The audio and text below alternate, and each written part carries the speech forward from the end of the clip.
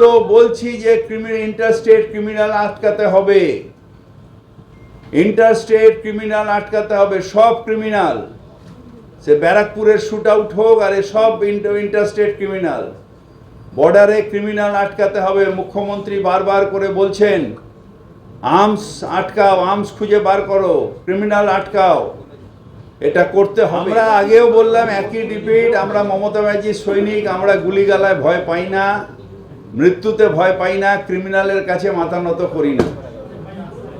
শুধু এই ক্রিমিনাল কেন, যারা দিল্লির ক্রিমিনাল আমার উপরে তো অ্যারেস্টও করেছে, সব কিছু করেছে, আমার মাথা নত করাতে পারেনি।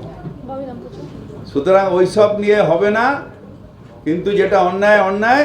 সুশান্ত ঘোষের পুরো পরিবারের পাশে আমরা আছি। দুষ্কৃতী মাথা চাড়া দেওয়া সুশান্ত ঘোষের আটকানোর কথা না, ফিরহাদ হাকিমের আটকানোর কথা নয়, এটা আটকানোর কথা পুলিশের। পুলিশকে তাই বলছি, পরিষ্কার করে আটকান। আমি কোঅর্ডিনেটর থাকি আর কাউন্সিলর থাকি, আমি দুষ্কৃতী আটকাতে পারবো না। রাস্তার ঝাড়ুটা ঠিক হচ্ছে কিনা আমার দেখার দরকার, রাস্তায় জল জমছে না কি আমার দেখার দরকার, জল পাচ্ছে কিনা আমার দেখার দরকার। আমি দুষ্কৃতীর সাথে লড়াই করতে পারবো না। আমার কাছে আর্মস নেই, আমার কাছে লাইসেন্স নেই, আমার কাছে কিছু নেই, ওটা তো পুলিশের কাজ।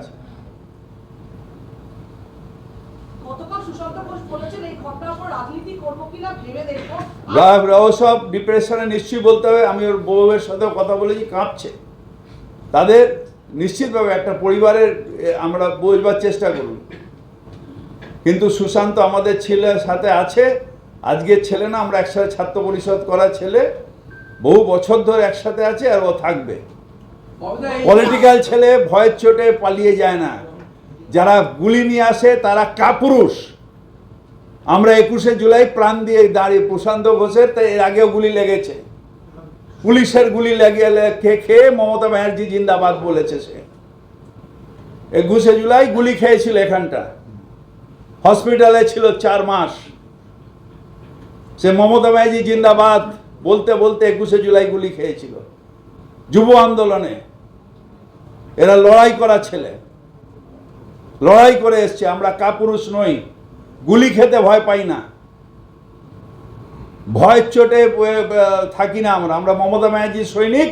আমরা লড়াই করতে জানি, মরতে জানি, কিন্তু অন্যায়ের প্রতিবাদ করতে জানি।